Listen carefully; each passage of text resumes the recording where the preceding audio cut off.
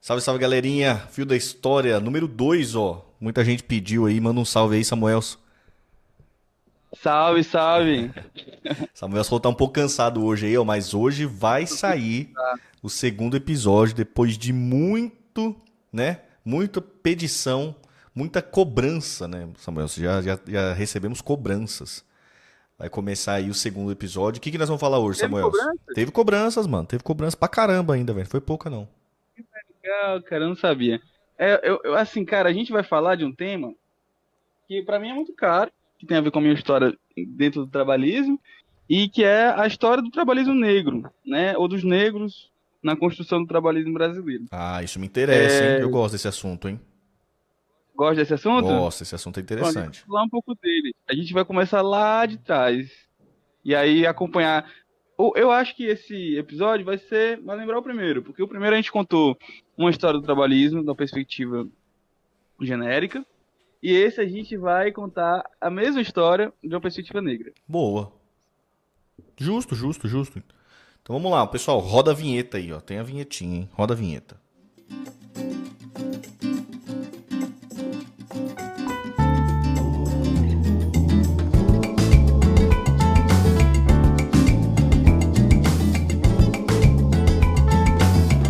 Os trabalhistas estão chegando os trabalhistas. Os trabalhistas estão chegando os trabalhistas.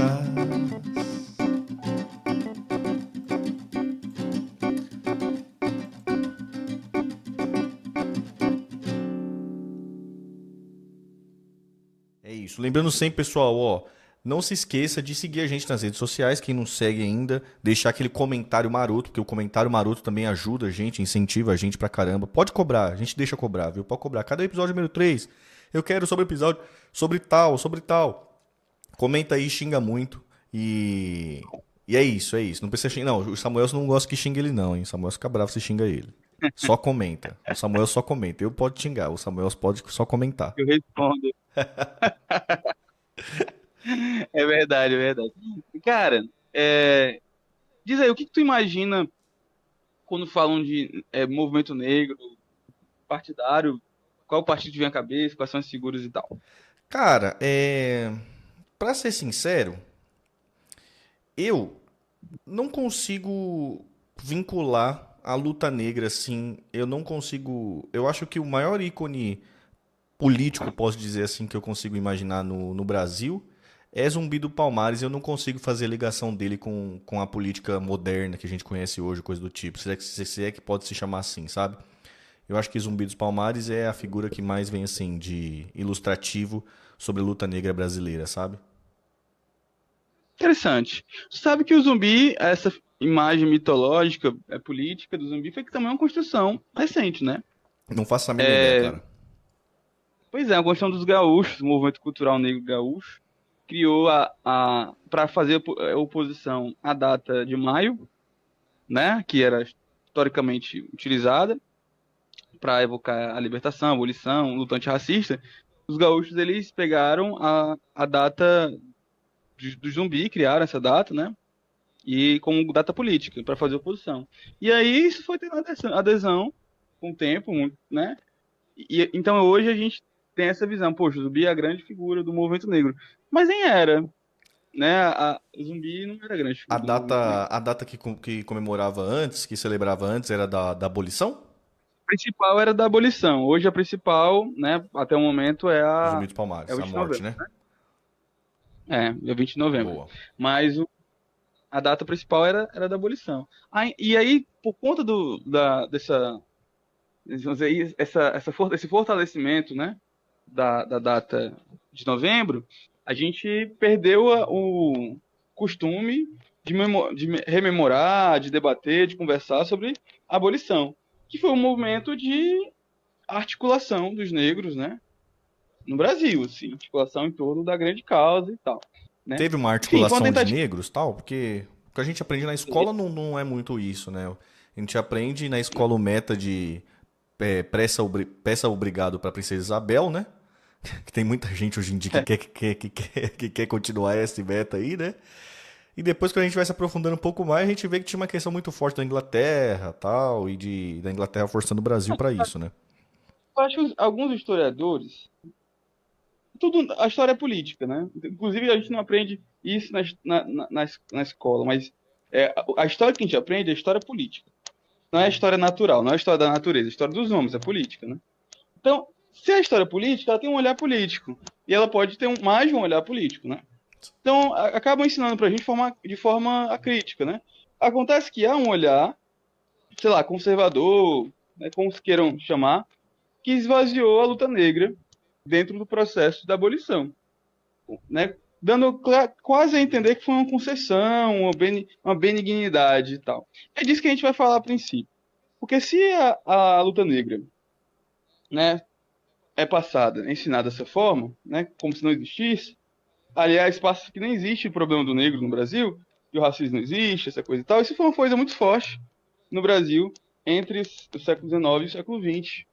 Uma ideia que desmobilizava os movimentos sociais negros. Mas o negro no Brasil, ele sempre foi muito ativo politicamente. Vamos dar um exemplo aqui de forma geral. Então, antes de falar de trabalhismo, vamos lá. Tem esses episódios do Quilombo e tal, né, que essas lutas começam já no princípio da colonização brasileira, do Quilombo, né? Mas para além disso, né, no século XIX já, quando o Brasil aí torna-se independente, não existia imprensa no Brasil. Então, quando começa a existir a imprensa ali no Dom Pedro I, certo? Tá, só No uma, só, princípio, só uma coisa. Então quer dizer que, até onde a gente sabe, sempre no Brasil, desde que o Brasil é Brasil, desde que tem escravidão, sempre teve o movimento de resistência dos pretos, né? Com os quilombos e coisa do sempre teve tipo. luta. Sempre teve luta. Desde o princípio teve luta, Boa. certo? Então, assim, desde o primeiro século teve luta. Da 1600 para frente, luta, luta, luta, né? Uhum. Só que não tinha registro, né? Assim, quase nada de registro escrito, porque não existia imprensa no Brasil. Então, como não tinha registro, os negros quase não se tem papel com negro e tal. A maioria não sabia escrever também. Os que sabiam escrever, existia uma desorganização o proposital dos colonizadores, Tinha uma coisa perseguição e de tal. os navios negreiros, eles não colocavam pessoas que eram da mesma região de onde vinham os navios negreiros, justamente por causa do idioma, Havia né? toda uma tentativa de baratar a organização cultural, social dessas pessoas, não deixá-las juntas, nem família juntas, Boa. né? Tem. Que era uma forma de se organizar. Isso foi uma estratégia muito usada pelos portugueses, misturar, desorganizar e etc. Né? Catequizar, isso fazia parte da estratégia colonial, para controle mesmo, né? Sendo assim, então até o século XIX, os negros não tiveram, você quase não tem nada, linhas escritas, né? Tem uma das cartas bem conhecidas, é a carta de Esperança Garcia, que é uma escrava implorando para o governador, fazendo uma petição ao governador para ajudá-la, ajudar o filho, mandar um padre para casar fulano. E aí está guardado, lá do Piauí. Está guardado. Então, assim, no final do século XVIII. É um dos primeiros registros de um negro escrevendo qualquer coisa no Brasil. Tem poucos, do período. Então, até o século XIX, a gente não tem quase nada. Quando começa a imprensa no Brasil, tem um sujeito chamado Paulo Brito, né? Que é o primeiro editor de verdade no Brasil, e ele é negro. Ele tinha sido Paulo tipo um Abrito? estagiário. Paula Brito. É Paulo? Paulo, É, Paulo. Paula Brito. É um cara, que é o sobrenome dele. Tá. Então, assim, ele vai fundar a primeira editora de verdade no Brasil que publica literatura, obras de cunho de interesse geral e tudo mais, e jornais. Então, ele abriu uma gráfica, né, da época, uma imprensa, um prelo, e depois de ter trabalhado, né, aprendeu a técnica na imprensa nacional, abriu o negócio dele e começou a publicar jornais. E publicar jornais militantes antirracistas. Então, eu chamo o primeiro jornal, um dos primeiros jornais importantes, chama O Homem de Cor. Certo? Então, assim, isso lá em 1800 e pouco, né? Então, O Homem de a Cor? primeira... Que legal. Depois você pesquisa, é o início da história da imprensa negra no Brasil, que foi muito agitada, né? Então, assim, isso vai ter interesse para a gente mais para frente. Uma das principais formas dos negros lutarem no Brasil, como em qualquer lugar do mundo, né, foi a imprensa. Nos Estados Unidos, a imprensa negra é anterior, é muito mais agitada, né? Mas no Brasil ela foi muito forte também e teve momentos de auge. No século XIX, desse momento, que é o surgimento da imprensa negra, até a abolição, ela foi muito forte, né? Então, um desses... Aí pronto, você tem lá o Paulo Brito. O Paulo Brito, ele é um negro, ele um dos primeiros romancistas do Brasil, dos primeiros poetas a publicar no Brasil, né? Brasileiros, mas principalmente prosador, romancista. Faz parte, então, no início da história da literatura, da história das editoras, da história do movimento negro, né? Como imprensa negra. E ele, cara, vai dar emprego para os primeiros grandes escritores. O Machado de Assis, bem novinho, vai trabalhar lá como estagiário nessa gráfica, O certo? E é ali que ele Machado de Oi? Assis que tem aquela pecha de querer ficar se embranquecendo e tal. Ah, isso é uma coisa que construíram sobre ele, mas ele tinha preocupações ligadas a isso, embora não fosse um grande militante. Boa, entendi. Mas ele tinha preocupações e escreveu algumas vezes sobre isso. De todo jeito, todos eles, esses negros, tinham uma vida muito difícil para se incluírem socialmente. Então, o Paulo Brito ele tinha uma sociedade, a sociedade petalógica, de intelectuais, né? Todos progressistas, alguns negros também, como Machado, e ele criou essa roda cultural que teve, inclusive, algum apoio financeiro ou patrocínio em alguns momentos do Dom Pedro II depois. Bem, ele é um figura extremamente importante na organização desses negros e dessas figuras progressistas da literatura da época e publicou todo mundo, inclusive o primeiro romancista brasileiro, que é o Teixeira de Souza, se não me engano.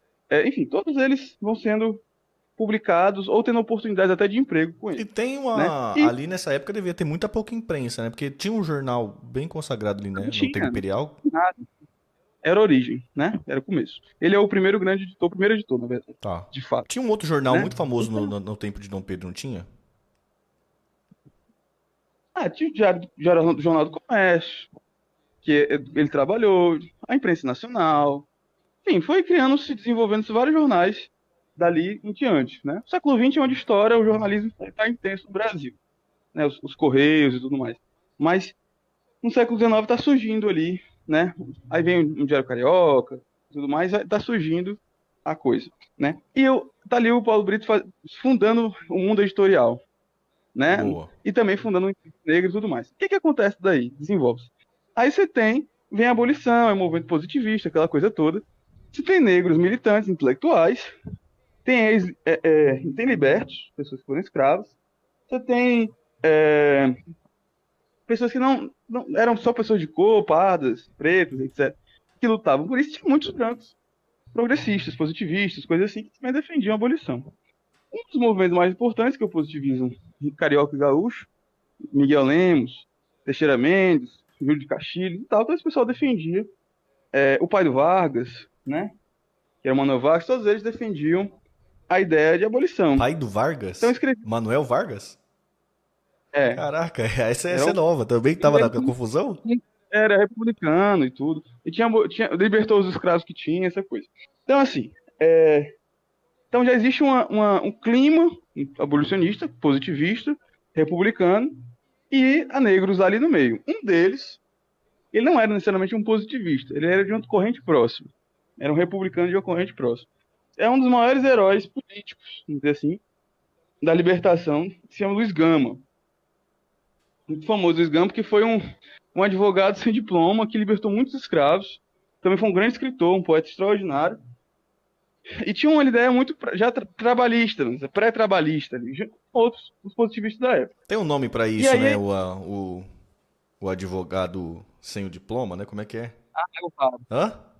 Ele era um rápido. Rábula, é isso mesmo. Rábula. Ele era um rábula. Aí, ó, deixa eu te mostrar aí. Ele tinha um conflito com os positivistas, alguns, né? Positivistas, não todos, que alguns queriam abolição, mas queriam devagar, queriam sem conflito, não queriam radicalizar. E outros, enfim, ele tinha ali uma pressão com alguns positivistas. E esse embate denuncia que aqueles que querem o verdadeiro positivismo dele era o da redenção, era o da libertação, né? E tem isso ele escreve. E aí tem um texto quando ele vai morrer, enfim, escrever para o filho e tudo. Tá aí até esse texto, vê se tu acha. É o que ele falando para o filho, tá um texto branco aí. Ele fala: ser republicano como foi o homem Cristo. Deixa eu achar aqui no Falando para o texto filho. branco. Padre que artista crê, porém que o estudo é o melhor entretenimento e o livro o melhor amigo. Faze-te o apóstolo do ensino desde já. Combate com ardor o trono, né, que é o poder, né? A indigência, a pobreza e a ignorância. Trabalha por ti e com esforço inquebrantável, para que este país em que nascemos, sem rei e sem escravos, se chame os Estados Unidos do Brasil. Ser cristão e filósofo, né?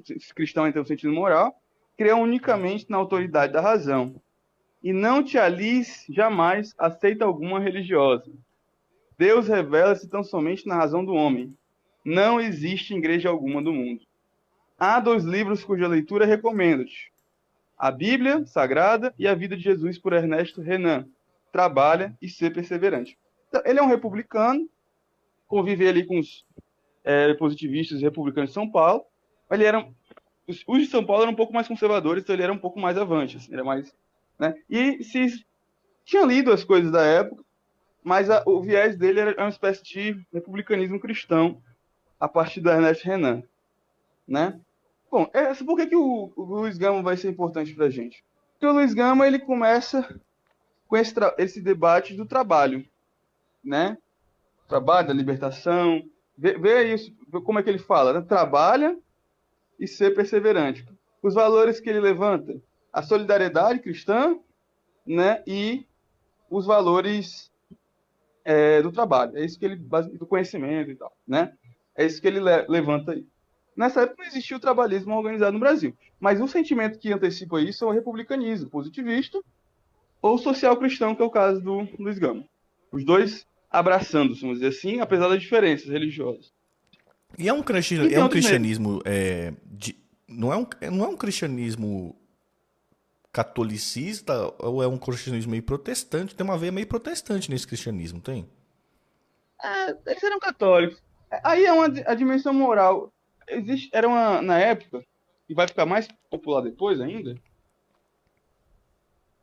havia no Brasil, por conta do positivismo e de outras correntes similares, como é o caso do Renan, um olhar científico sobre as coisas da vida.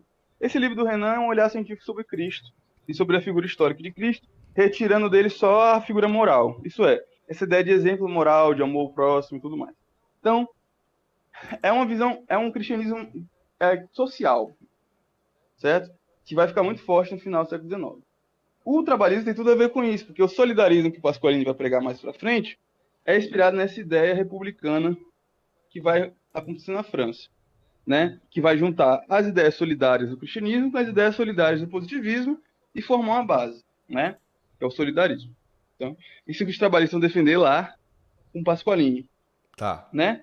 Então aí ele já tem esse sentimento. Aí vamos lá. Luiz Gama, que era um negro, lutando pela abolição e conseguiu, grande herói, né? Aqui no Ceará também tivemos lutas similares. Começou aqui, aliás. José do Patrocínio, que criou a divisa do Ceará, o lema, que é um negro, né? Veio ao Ceará e aí descobriu aqui a abolição e falou: porque o Ceará é a terra da luz e o berço da liberdade, né? Que é a divisa do Estado, né? Ceará, terra da luz e berço da liberdade, né? Ou só terra da luz, né? Será que foi o primeiro Porque, estado a abolir a escravidão, né? exato. Então, assim, tinha negros, tinha os clubes do libertos, Dragão do Mar, José Napoleão e tal. Dragão do Mar, Então, inclusive, que é o personagem da música lá, o Mestre Sala dos Mares, hein? Quem nunca ouviu aí. Inclusive tem um vídeo no canal muito legal aí, quem quiser poder ver depois aí, conta essa história aí, que pega essa música e destrincha, é bem legal. Depois eu deixo no link na descrição aí. eu já vi essa música, né? Muito legal. João Bosco e Aldir Blanc, muito boa mesmo. Muito bom. O Abdias foi central na figura de redescoberta, propaganda, valorização do Dragão do Mar. O Abdias e um jornalista chamado Edmar Mourão. Bem, voltando para cá. Aí, os cearenses depois fizeram outros estados, e teve a abolição, né? Quando já vários estados estavam fazendo, aí por fim teve a abolição, não tinha mais para onde ir. Os estados estavam fazendo sem a União, sem a monarquia, né? Sem o Império. Então o Império ele só homologou um processo que estava acontecendo nas províncias, né? Então ele já estava derrotado. A abolição da escravatura acontece 4 anos depois no Ceará ter acontecido. Então, assim, nem essa ideia de uma redenção da princesa Isabel não faz sentido, né? Foi uma luta que aconteceu em cada estado por movimentos de natureza republicana, positivista, abolicionista, né, libertos, né, ex-escravos. Bem, os Os positivistas da estados também naquela igreja, época já tinha também um negócio meio que de. Principalmente os que ficavam longe do Rio de Janeiro, no caso, né? Eles já tinham um negócio meio que rodar por si só e tal, né? foram lutas que aconteceram, né? Aqui no Ceará, por exemplo, foi comprando, né? Então se juntavam e iam comprando a liberdade dos escravos. Quando compraram todos, ficaram todos livres. Foi a abolição por manumissões, né? Foram comprando as cabeças das pessoas, né? E aí os senhores estavam descobrindo essa coisa, né? Essas fugas também e tal, e eles tentaram embarcar todos os escravos para o Rio, ganhando dinheiro nessa venda. E aí que teve aquele processo mais violento um pouco, não foi violento, mas pressão, né? De que aí os ex-escravos e as pessoas, a população, foi até o porto e disse, ó, não pode embarcar mais. E aí não deixaram mais os negros embarcar, né? Sim. Que Então, é o processo do Dragão do foi Mar, né? Que é essa história do Dragão do Mar. o dragão e outras figuras também. Aham. Então, assim, lutas, cada estado teve a sua forma de lutar. E no fim a gente conseguiu no Brasil todo, né? Bem, aí pronto, abolição, 1888, né? 1889, República. O que estava acontecendo ali, né? O Brasil tomando outro curso e tinha umas figuras interessantes que influenciaram intelectualmente. Aí a gente volta para o positivismo, não. Os Miguel Lemos e o Teixeira Mendes representavam o positivismo que era abolicionista, era radicalmente abolicionista, né? Eles publicaram em 1889, né? Aliás, 1888, um pouquinho antes da abolição, um livro da coleção lá da Igreja Positivista, que era de textos do ano anterior, né? Todos textos com a seleta de Conte e autores positivistas brasileiros sobre abolição, defendendo a abolição. Eu peguei aí e botei pra gente, vamos ler isso aí, porque essa defesa é muito importante. Porque Vamos. essa defesa, essa forma de defender, elas Pera aí, são qual a o texto que semente. é? Essa defesa, essa forma de defender, são a semente do que a gente vai compreender depois por um trabalhismo brasileiro mesmo. Vamos ver aqui. É o texto branco ou o texto amarelo? Como é que é? É o texto escuro, é. Olha só, esse texto aqui, Pera aí, deixa eu achar ele dentro primeiro e da. colocar na tela para pessoal. Como é que É, começa o texto? esse texto aqui. Depois eu vou pegar a capa e vou mostrar para vocês. É muito legal esse livro. O texto se chama A Incorporação do Proletariado, Escravo e o Recente Projeto do Governo, né? Achei. Vamos lá. Aí ele fala, José Bonifácio, lembra lá do patriota da independência, né? O patriarca da independência. José Bonifácio escreveu: a sociedade civil tem por base, primeira, a justiça e, por fim, principal, a felicidade dos homens. Mais que justiça, tem um homem para roubar mais que justiça, tem um homem para roubar a liberdade ao outro homem, e o pior é dos filhos deste homem e dos filhos destes filhos. Então, mais que justiça, tem um homem para roubar a liberdade ao homem, e o pior é dos filhos deste homem e dos filhos destes filhos. Então, que justiça tem? Um homem que rouba a liberdade do outro, né? É isso que quer dizer, né? Mas dirão, talvez que se favoreceis a liberdade dos escravos, terá atacar a propriedade, né? Aí alguns dirão, né? Pô, se você libertar os escravos, você vai atacar o direito à propriedade. Não é isso? Tô entendendo. Já? Aí ele já responde. Não vos iludais, senhores, a propriedade foi sancionada para bem de todos. E qual é o bem que tira o escravo de perder todos os seus direitos naturais e se tornar de pessoa a coisa, na frase dos jurisconsultos, né, dos juristas? Não é, pois, o direito da propriedade que querem defender, é o direito da força, pois que o homem não podendo ser coisa, não pode ser objeto de propriedade. O homem não é coisa, não pode ser propriedade.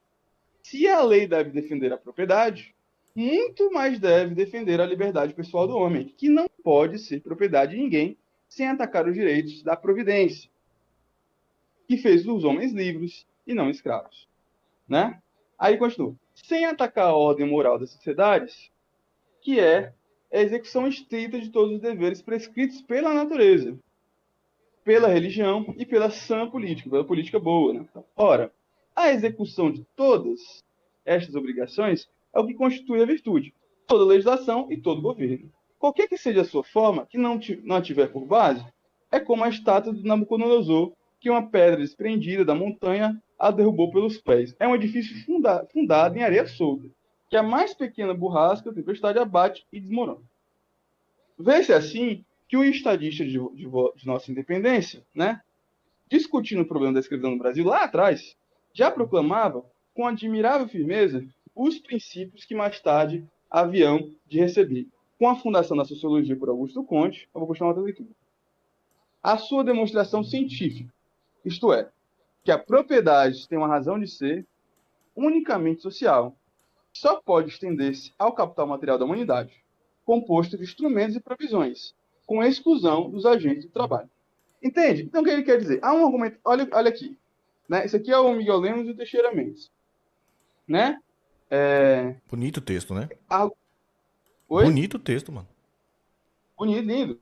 Os positivistas no Brasil foram muito importantes para fundamentar uma concepção profunda de liberdade, fraternidade, igualdade no Brasil. Né? E aí, o que ele quer dizer? Lá na fundação da independência, que aqui já faz uns bons anos, né? Há muito tempo, entre os anos 20 e os anos 80 do século XIX. Então, ele foi lá desde a fundação, né, da independência brasileira, José Bonifácio já argumentava que o homem não era coisa. E não sendo coisa, poderia ser escravo, porque não poderia ser propriedade de ninguém. Né? E aí ele pega e emenda, né, que para além, então essa concepção da nossa independência já é uma concepção da nossa liberdade humana, né? E aí ele conecta com a sociologia do Augusto Comte para explicar cientificamente, né, que a propriedade tem a sua única razão de ser social, ou seja, a função social da propriedade. Ela não é um direito natural à propriedade. O direito natural é a liberdade do homem, é o direito da vida, né, do bem comum e tal. E que só pode se estender, ou seja, a propriedade só pode se estender até as coisas, até o capital material da humanidade, que é feito de instrumentos, de coisas, provisões. Mas jamais pode incluir os agentes do trabalho. As pessoas que trabalham não são coisas, não são propriedade de ninguém, não são mercadorias. Né? Isso é o trabalhismo. É isso. Isso é já é uma corrente, né? É isso que demonstrar. Então, na raiz, lá nos positivistas, que estavam profundamente conectados ao espírito da independência brasileira, né? Você já tem, através dessa reflexão positivista, republicana, né? E da independência, no caso do José Bonifácio, está muito ligado aos mesmos pensadores que suscitaram as reflexões do Comte, né? Lá, os iluministas. Então, você tem já essa formulação que o trabalhismo vai recolher, certo? Certo. Vamos para a próxima etapa. Aí, o que acontece? Aí são negros e brancos, né? Lutando, teorizando, refletindo, seja o Luiz Gama, seja o Miguel Lemos e Teixeira Mendes. Eu vou, para encerrar essa nossa reflexão, o que o Teixeira Mendes ele propôs? Em 1880, certo? Certo. Ele propôs um projeto abolicionista para o Brasil. Né? Que aí é o grande movimento positivista pensando, vamos propor um programa abolicionista, um projeto de nação abolicionista, para hoje, para agora, curto, pequeno, mínimo, né? Para ser executado imediatamente. Aí ele fala, bases de um projeto abolicionista. Primeiro, supressão imediata do regime escravista. Segundo, a distrição ao solo do ex-trabalhador escravo, sob a direção dos seus respectivos chefes atuais. Terceiro, supressão consequente dos castigos corporais e de toda a legislação especial. Quarto, constituição de um regime moral pela adoção sistemática da monogamia. Quinto, supressão consequente do regime de aquartelamento pela generalização da vida de família. Né? Sexto, determinação do número de horas de trabalho cotidiano, designando o sétimo dia ao descanso, sem restrições. Sétimo, criação de escolas de instrução primária mantidas nos centros agrícolas às expensas dos grandes proprietários rurais. Né? Oitavo, dedução de uma parte dos lucros para estabelecimento de um salário razoável. Aí ele dá aí o dia, que é o 22 de Shakespeare de 92, que no calendário positivista é o dia 30 de setembro. Então, É o dia o quê no calendário positivista? o 22 de Shakespeare de 92 é o 30 de setembro de 1680. Enfim, que tem dois, é o calendário positivista e tem o calendário gregoriano. Bem, voltando. Tem, E tem o aí, calendário positivista? tem.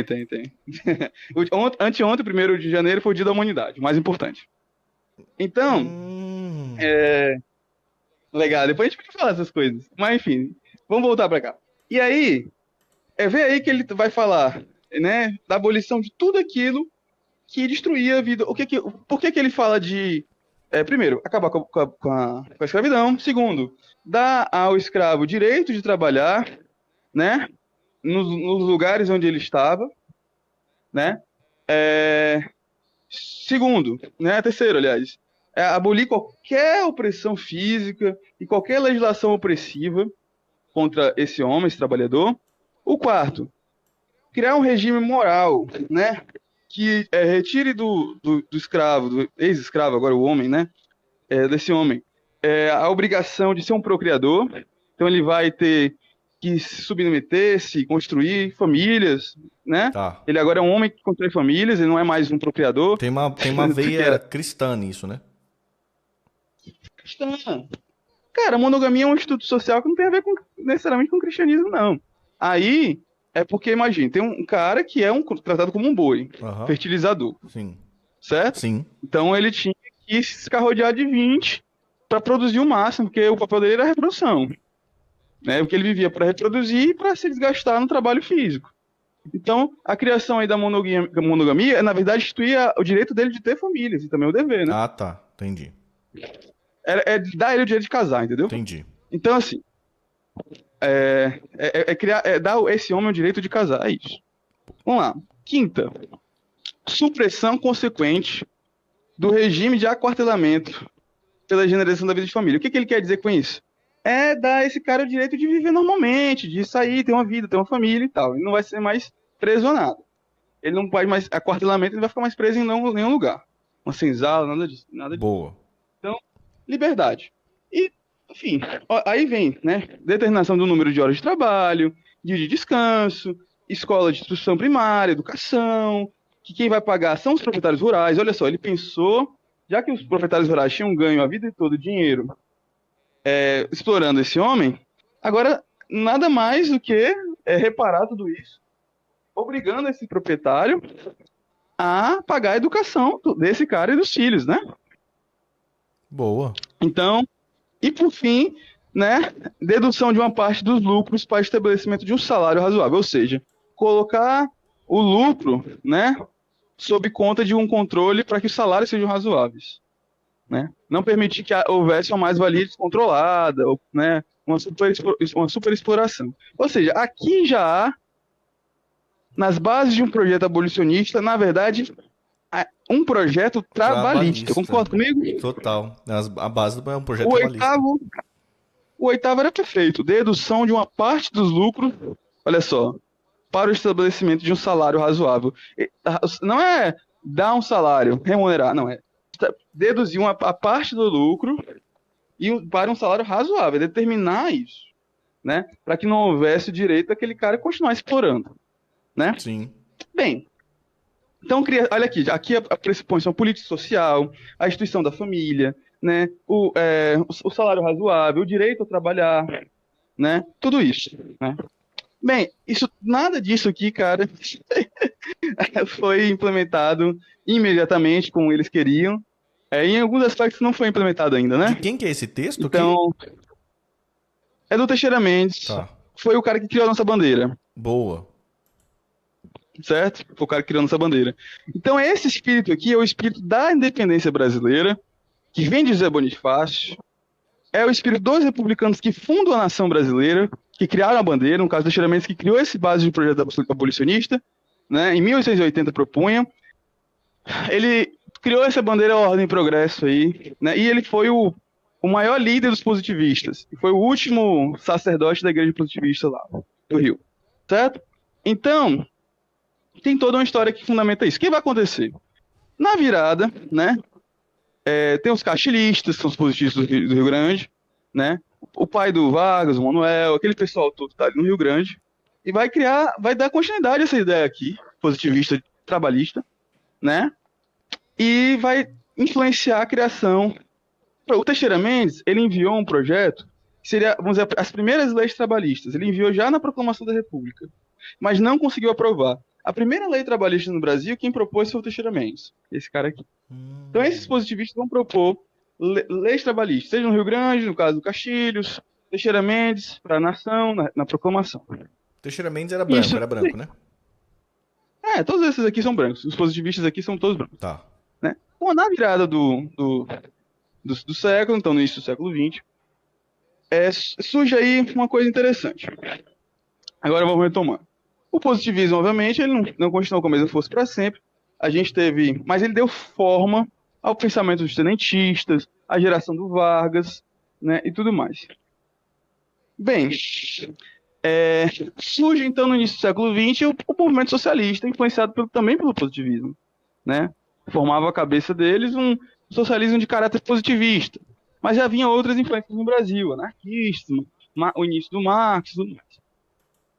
Aparece aí uma figura muito cara à história da CLT, né? Aliás, duas figuras, né? Tem outras, mas eu vou citar esses dois. Evaristo de Moraes, né? Que foi um rábula extraordinário, né? Historiador também das relações de trabalho no Brasil, historiador da abolição. Ele era bem novinho, tinha uns 17 anos, coisa assim, bem novo, quando a abolição aconteceu, então ele acompanhou, foi um jovem militante, ao dizer, da época. E no início do século XX, ele vai fundar o primeiro partido socialista brasileiro a participar da Segunda Internacional, né? Que é um partido que vai existir por pouco tempo, lá no início do século passado. Mas ele é esse homem negro, socialista, historiador do trabalho, um advogado, um rábulo, que depois virou de fato um advogado, depois se forma, muito mais velho. E foi o maior advogado da época. Né? Inclusive, é um dos símbolos nacionais do direito, certo? Junto com outro cara extraordinário também, um grande jurista, um intelectual do direito, Joaquim Pimenta, né? Os dois muito influenciados pelo positivismo. Joaquim Pimenta, ele, na biografia dele, Retalhos do Passado, conta essa história e tal, dessa influência. E os dois absolutamente tinham um espírito abolicionista e trabalhista. Eram trabalhistas, certo? Eram socialistas democráticos, eram trabalhistas. Mas ainda não existia um partido trabalhista no Brasil.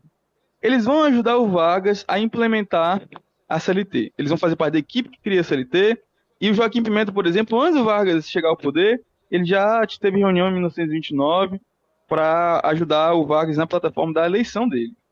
Antes da Revolução de 30, Joaquim Pimenta já aconselhava o Vargas sobre uma lei trabalhista no Brasil, certo? Tá ouvindo? Tô ouvindo, tô interessado. Porque o Vargas, só para contextualizar, o Vargas, antes da Revolução de 30, ele perde aquela eleição, né? Exato. Perde a eleição pro Washington, né? Não, pro Prestes, né? Júlio Prestes, é. E aí, então vamos lá. Início do século XX, o início dos movimentos dos trabalhadores, sindicatos e tal, mas tudo ainda primário. Esses homens, esses intelectuais, Joaquim Pimentão cearense aqui de Itauá, Evaristo de Moraes, se não me engano, do Rio, eu posso estar me confundindo agora, e o Evaristo é um negro, né, e fala muito disso, escreve muito disso. Joaquim Pimenta, ele teve, na biografia dele, ele fala que teve a experiência de ver os escravos sendo chibateados, oprimidos, a mulher que cuidava dele, uma mãe negra, uma mãe preta, chorando pelo filho que nunca mais ia voltar. Aquilo marcou profundamente ele, né? Aquilo marcou ele profundamente. E isso influenciou muito, né? O Vargas também, né, teve um pai abolicionista. Então esse diálogo, né, e essa influência mútua deles por esses valores positivistas que a gente falou, dão o caldo de cultura, vamos dizer assim, entendeu? Da época. Tá, entendi. Né? E uma prova disso então, também é que a própria abolição e a própria a república, elas vêm muito um perto da outra, né? Sim.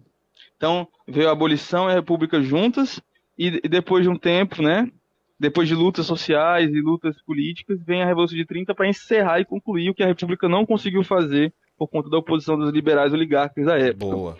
Então, aí vem a CLT, né? Então, A na CLT, esses então, homens já fazia parte do plano de governo do Vargas na eleição que ele perde pro Prestes. completamente. Se você pegar a plataforma da Aliança Liberal, que era o movimento do Vargas, da eleição, tem lá um texto chamado A Questão Social, que eu recomendo muito que leiam, em que ele vai discutir indiretamente, né, com aqueles republicanos oligarcas, liberais oligarcas de antes, defendendo a questão social como uma questão importante do Brasil. Né? O que é a questão social aqui? São os direitos do trabalho, principalmente, certo? Sim. E negando a afirmação que havia sido feita que a questão social no Brasil era um caso de polícia. Né? Pode crer. Então, no Vargas há um comprometimento fundamental com trazer civilidade às relações sociais brasileiras. Relações de trabalho justas, enfrentamento à pobreza, industrialização, esses são princípios básicos em que direito à mulher de votar, isso ele já são coisas que ele já se comprometia antes da eleição de 29, né, certo? Tá. Antes da eleição de 30. Entendi. Então, quando ele chegou ao poder, ele já chega ao poder fazendo, não chega ao poder conversando. Já vai fazendo decretos, certo? Antes mesmo de já fundamentar a lei final.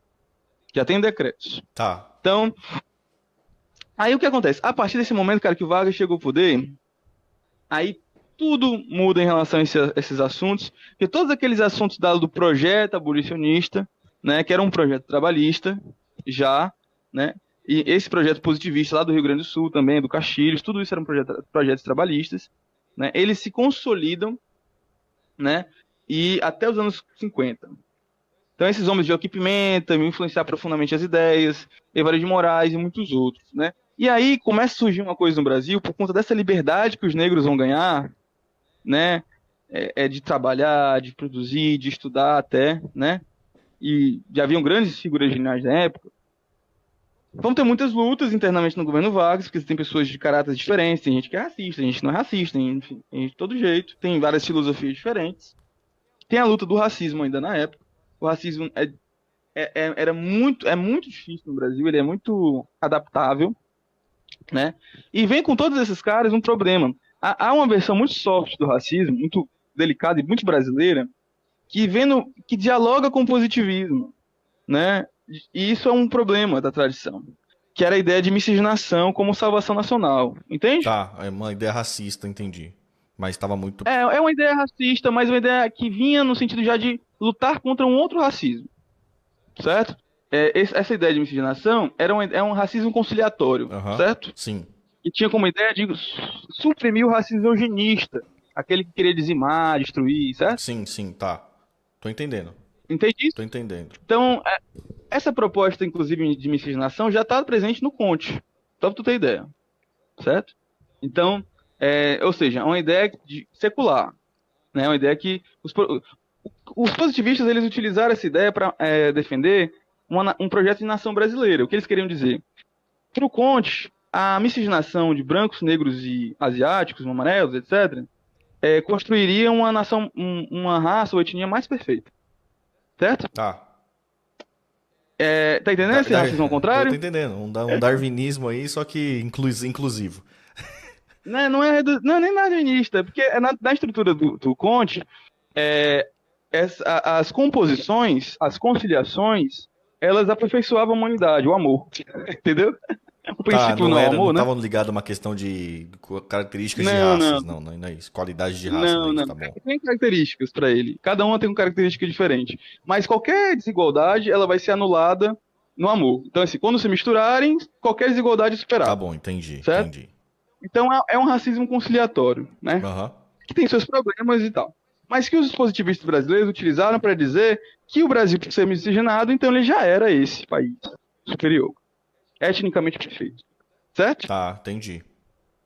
Tinha um nacionalismo aí também, né?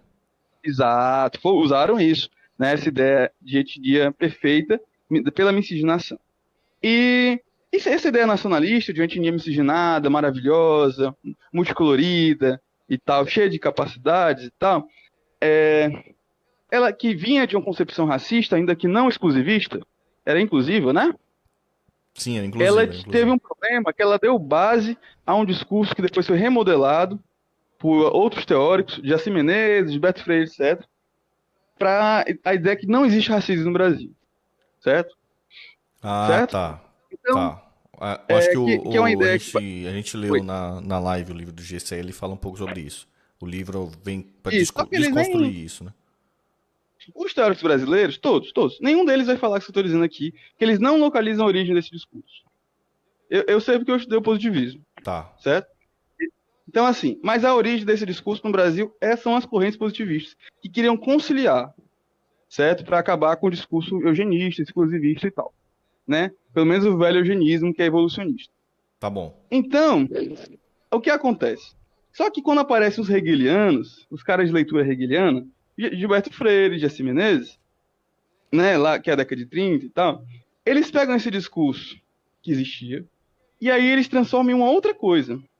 Eles querem transformar isso numa espécie de processo cultural, uma explicação cultural, né, que exclui do Brasil a possibilidade de discutir o racismo, o antagonismo, a discriminação, né, e passa a tratar como se fosse um processo cultural, chama de meta-raça, né?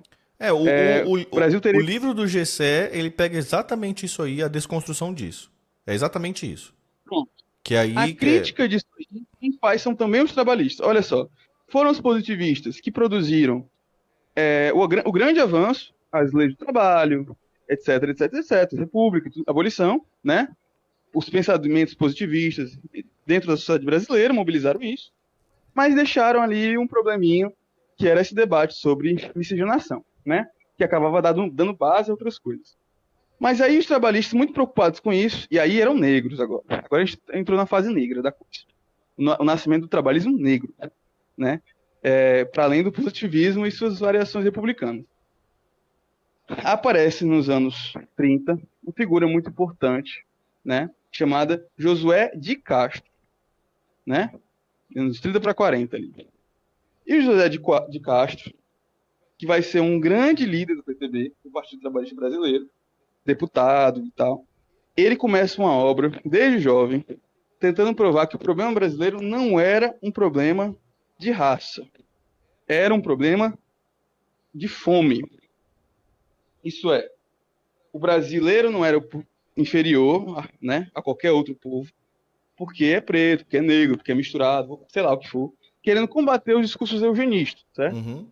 O brasileiro tinha qualquer inferioridade que fosse, porque era pobre, era faminto, era famélico. E ele era um nutricionista que estudava geografia humana, né, e desenvolveu uma teoria explicativa do Brasil, de naturalista, né, muito uma pegada positivista em geral. Desenvolveu uma teoria explicativa do Brasil, analisando os problemas da fome e da nutrição em cada parte do Brasil. Mas muito novo, ele tem um livrinho sobre contra o racismo, né? Que é Racismo e Alimentação, se eu não me engano. É Raça e Alimentação, acho, o nome do livro. Né? Muito novo, ele tem esse livro, que ele está debatendo que o problema do Brasil não é um problema de raça, é um problema de alimentação. O que ele quer dizer? Né? Havia na época um grande conjunto de discursos, com o Monteiro Lobato, um monte de gente querendo localizar o problema do Brasil na raça. Outros, como Freire, etc., queriam localizar o problema do Brasil na cultura. O José de Castro ele vai localizar o problema do Brasil na fome, né? No acesso a condições básicas de sobrevivência, na desigualdade material que o homem brasileiro tinha em relação aos outros homens do mundo, né? E assim começa ali um debate que vai desmontar velhas narrativas. Então, falar de miscigenação ou não de miscigenação, de cultura ou de raça, não era mais a questão. A questão era falar das condições materiais sociais, alimentação, trabalho, que aqueles homens tinham, né? Ele vai influenciar tão profundamente o seu Getúlio, que Getúlio vai fazer ele sair candidato a primeira vez. Ele não se elege, a Getúlio pega ele e bota no governo de 50 para ser o cara que vai chefiar todas as políticas sociais do governo Getúlio Vargas. Foi a primeira vez no governo da história do Brasil que o negro liderou todas as políticas sociais de um governo. Certo? José de Castro. E até hoje nunca Época, mais teve isso. Eu acho que não. Na mesma Será época, que ele subiu a né? rampa? É, foda, né? Nunca mais teve. Na mesma época, um sujeito igualmente genial, né? Os dois são as figuras mais geniais, talvez, que o Brasil tenha tido na época.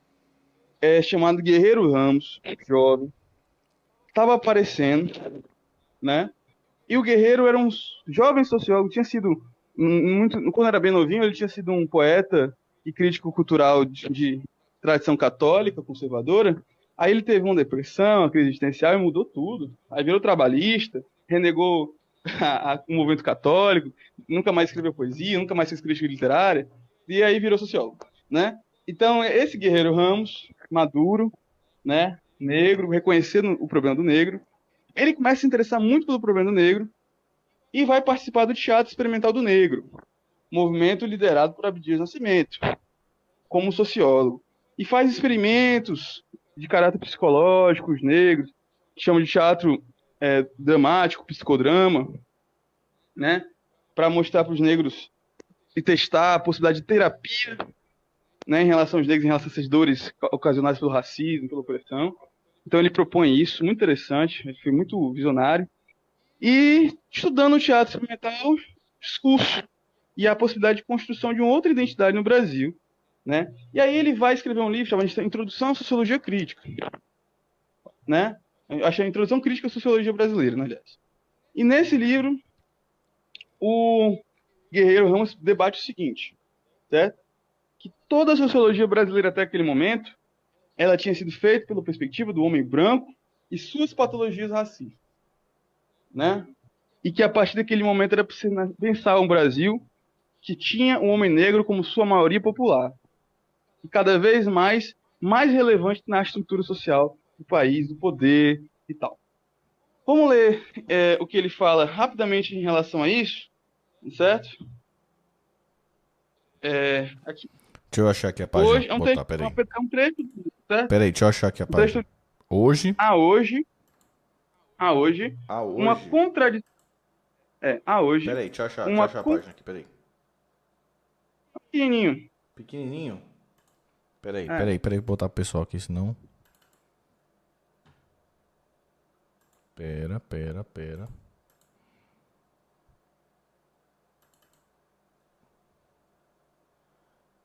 não achei ainda não. Pera aí que eu vou achar.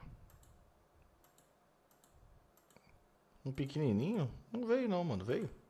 Eu mandei, então, WhatsApp. Então vai lá. Manda aí. Há hoje uma contradição entre as ideias e os fatos de nossas relações de raças. No plano ideológico, é dominante ainda a brancura como critério de estética social, né? No plano dos fatos, é dominante na sociedade brasileira uma camada de origem negra, nela distribuída de alto a baixo. O teatro experimental do negro e a literatura científica por ele suscitada vem tentando criar uma consciência nesta contradição e, ao mesmo tempo, desenvolver sobre várias formas uma ação social para resolvê-la.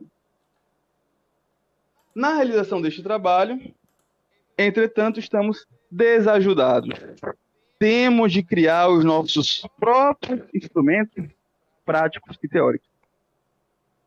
Ele quer dizer que, até então, não existia no Brasil nada que ajudasse a fazer esse trabalho, né, de desenvolver uma crítica negra, antirracista, né, à ciência e à arte que existia no Brasil. Né? Era preciso, a partir de então, e os debates suscitados pelo movimento negro, né, que era o teatro experimentado negro, revolucionário, criar instrumentos práticos de luta, instrumentos teóricos de reflexão para fazer a mudança dessa realidade. O Guerreiro é trabalhista, foi deputado trabalhista pelo PTB, e nesse período ali que ele estava nos anos 50, ele vai ser o cara que vai liderar todas as pesquisas sociais do governo Vargas, certo? Por isso que eles sentavam juntos, José de Castro, Guerreiro Ramos, né? Porque quem ele liderava, chamava de inquéritos sociais, era tipo IBGE. Os inquéritos sociais era o Guerreiro Ramos, certo? E quem liderava as polícias sociais era o José de Castro, certo? E para isso existia um órgão chamado Conselho de Bem-Estar Social, certo? Então, ali os negros, grandes intelectuais negros brasileiros, estavam pensando uma nova guinada intelectual e política, né, na história do Brasil. Então, se os positivistas republicanos, aquele viés abolicionista e trabalhista, estavam pensando em dar ao negro brasileiro a condição republicana de direitos, os negros brasileiros do trabalhismo, da década de 40 e 50, estavam pensando em dar ao negro protagonismo nessa mudança. Não mais a condição de ser incluído, mas a condição de, né, liderar o Brasil. Vamos parar de subir a rampa e vamos dirigir o carro, então, é isso? Exato, liderar o Brasil. Não mais ser objeto da liberdade e do direito, mas ser sujeito da liberdade e do direito, né? E isso é uma mudança, é um amadurecimento que aconteceu na própria tradição trabalhista, que começa no positivismo e vai até o Partido Trabalhista Brasileiro, o jarguista, né? E que nos permitiu, através das nossas próprias correntes críticas da época e tal, da República ao governo Vargas, né, construir na história da tradição trabalhista uma corrente crítica dos próprios negros. Qual é o cara que incorpora isso tudo? O político que incorpora essa reflexão. Na época ele era também muito jovem e não era um medalhão, ele era um genial. Ou seja, ele não tinha poder, ele tinha a genialidade tão incrível que inspirava os caras mais crescidos, mais velhos ou mais bem situados. Era o Abdias Nascimento, o líder do Teatro Experimental do Negro, que inspirou todos esses caras, porque olhavam para ele e diziam, poxa, esse cara tá fazendo o que a gente tá pensando. E sendo que Abdias, ele era um ex-militar metido a tudo, a político, a teatrólogo, né, a poeta, né? Então, é um homem genial, capaz de pintar, um grande pintor, todas as habilidades existiam nele. E quando você né? fala teatro, Então, Teatro Experimental do Negro, é um teatro mesmo. Teatro, É um grupo Teatro de Experimental do teatro. Negro, era um movimento dramatúrgico, né, que escrevia peças ou representava peças estrangeiras de caráter vanguardista, né, com homens e mulheres negras, né, Entendi. Produzindo arte negra, mas também reflexões teóricas negras, escrevendo, né. Então ele liderava um movimento negro, tinha a revista, o Quilombo, né, incluiu esses intelectuais e se aproximou do trabalhismo, né. Aí vamos para isso. Como é que o Abdias se aproxima do trabalhismo? Inclusive, ele tinha sido mais jovem integralista. O Guerreiro Ramos não tinha sido integralista, mas muito próximo. Certo? O Abdias foi integralista. Por que eles foram? Né? O que é integralista? O Abdias... Dá uma síntese rapidinho. Integralista, o partido integralista lá, da IB. Tá bom. Por que ele foi integralista quando era mais novo? Porque os integralistas tinham um discurso... não tem esse discurso que eu falei conciliatório, da miscigenação? Sim. Pois então, era o discurso das três raças, né? Que haviam três raças no Brasil, e o Brasil era o país formado por essas três raças e pela mistura delas, o que tornava o Brasil um país grande e original. Os integralistas defenderam essa ideia também, certo? Não só os antigos republicanos lá, mas também os integralistas. Então, a princípio, o integralismo, ele não era... O racismo não era eugenista, não era de limpeza étnica, certo? Isso encorajou os negros a participarem e eles engrossaram muito as fileiras. Outra coisa, a IB, o integralismo, ele é totalmente católico, ele foi formado pelos católicos. Tinha o apoio do arcebispo da época, né? Os católicos eram todos fascistizados, lembrando que o movimento italiano era católico também, né? Sim, o fascismo lá, o Então, Mussolini tinha esse rolê, né? E é diferente, o fascismo italiano, o integralismo brasileiro, o nazismo alemão são totalmente diferentes. O nazismo alemão é totalmente diferente dos outros, certo? Ele é o mais... Ele é abertamente eugenista e tal, enquanto os outros não são. Tá bom. Né? Então, assim, o caso do integralismo brasileiro, ele não é abertamente eugenista, ele tem um racismo conciliatório, que é aquele que ele estava discutindo lá. Então, assim, os negros, eles engrossaram, as maiores lideranças da IB eram negros, certo? Ou do entorno. Os negros, eles eram pesadamente integralistas, nos anos 30, ou eram comunistas, nos anos 30, certo? Quando acaba aquele período ali, de extremos, nos anos 30, né? Aham. Aí muda tudo, porque aí eles começam a autocrítica e tal, e há um desmonte. Então, No fim da guerra, você tá falando, né? Depois de 37 começa a sair, assim, eles se desorganizam. né? E aí começa a ter gente que não concorda mais. Anos 40 também falando de muito amadurecimento, os caras que cresceram, né? E reviram suas posições. Tá, entendi. O Abdias foi um dos caras que reviu as posições, né? Então ali, ele não perguntado a respeito. Ele nunca se envergonhou de ser integralista, ele disse que não aceitava patrulha, né? Mas não era integralista mais há muito tempo, né? Então ele tinha mudado posições, mas continuava sendo nacionalista, né? E nos anos, e aí tá. Em 46, né? Partido Revolucionário 45, né? PTB. Em 46, o Abdias, ele começa a escrever num diário trabalhista, que é uma revista, um jornal, chama Diário Trabalhista. E se aproxima dos políticos do PTB, né? Ele estava próximo ali, ficou próximo do Guerreiro Ramos e tudo mais, aquela coisa, eram muito amigos. E aí, nessa de entrevistar, ele entrevistou os trabalhistas, debateu sobre essa questão racial, e ele levou muitos negros. Certo? Aí vamos ler aqui esse outro texto. Pera aí, deixa eu pegar o texto. Agora, olha só. Todo mundo fala, ninguém fala da ligação do Abdias com o PTB, né? Mas olha só. Qual que é o texto? Eu vou ler isso É aqui. branquinho? Deixa Ou eu é ler. amarelinho? É o amarelinho assinado? Não. Deixa eu ver aqui. Não é esse não. Deixa eu ver aqui. Tá aqui. Poxa, cadê? Qual que é o texto? Fala aí pra eu colocar na tela pro pessoal. Deixa eu ver aqui. Ah, tá aqui. Segundo os seus estatutos. Pera, começa como? Ah, segundo o seu estatuto. Tá, achei. Segundo os seus estatutos. Achei, deixa eu colocar. Vai lá, manda brasa. Aqui é uma defesa do Abdias ao PTB, certo? Segundo os seus estatutos, o Partido Trabalhista pretende desenvolver uma ação eficiente em benefício dos negros do Brasil. Os partidos reacionários, os partidos burgueses, jamais deram apoio à causa desses humildes colaboradores da grandeza nacional. Isto porque, quando se fala em negro, fala-se em trabalhador. E quando se fala em trabalhador, fala-se do próprio povo brasileiro. E quem, até hoje, quis de fato a ascensão do povo brasileiro aos postos de responsabilidade no governo? Sempre houve uma casta a nos governar. Sempre existiram escravocratas, sugando o melhor das energias do povo em benefício próprio e conservando distante dos ouvidos as vozes amarguradas do povo, com a ameaça das patas de cavalo.